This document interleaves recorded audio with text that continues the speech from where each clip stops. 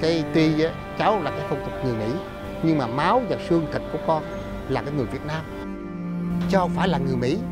Cho nên cái cuộc sống hiện nay cháu sống ở bên Mỹ thiệt, nhưng mà da thịt của con, xương cốt của con là người Việt Nam, chứ không phải là người Mỹ.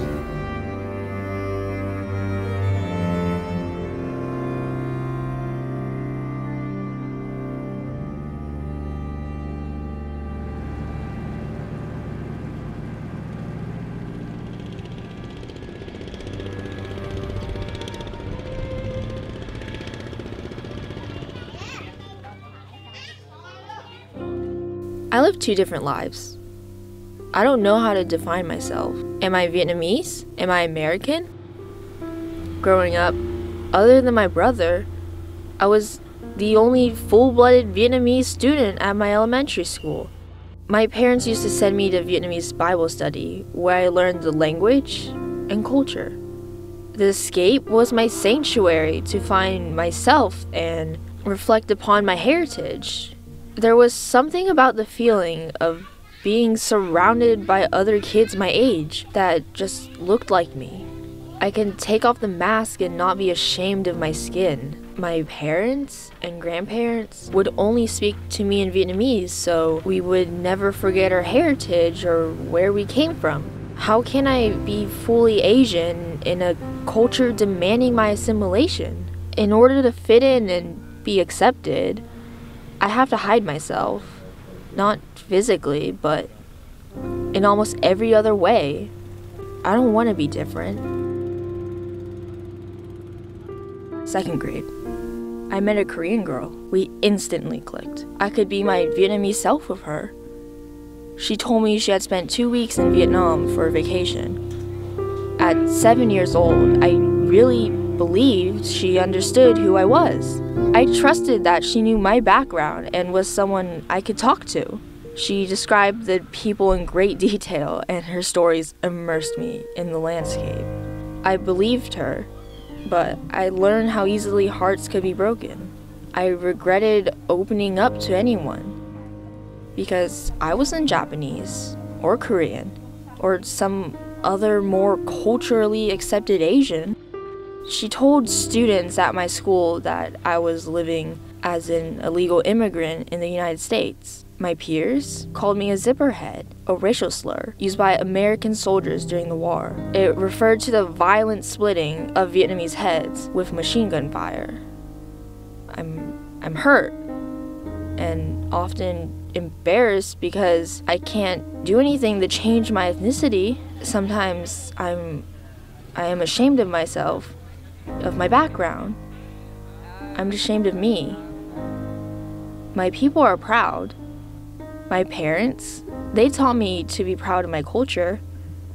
I did my best to live up to that standard every day.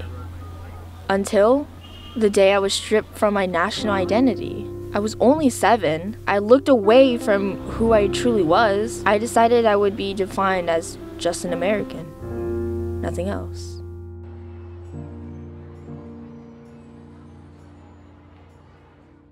Sometimes we cannot escape our own blood. In high school, an opportunity arose to visit Vietnam, to meet the people and breathe in the air. I was nervous. Who wouldn't be? I was having to dig up something I buried. But how could I not? Maybe this trip would be the answer to the missing part of me, the little girl that I abandoned. I had closed myself off from my heritage. Was this right? Would I be shunned by the very people I despised? Coming off the plane, the eyes of the locals lingered my way. It wasn't their eyes that made me uncomfortable. They saw through me, and they saw my shame. It was home, wasn't it? Isn't that what I'm supposed to feel? Something was lacking. I still didn't know who I was. I met a man, a Viet Cong general. Thì cái đó là mình không có gì. Cũng như cháu hiện giờ, đó, cháu là người Việt Nam, nhưng mà cái gốc của cháu là ở bên Mỹ. Đó. Thì hai cái này đều nó xa rời với nhau.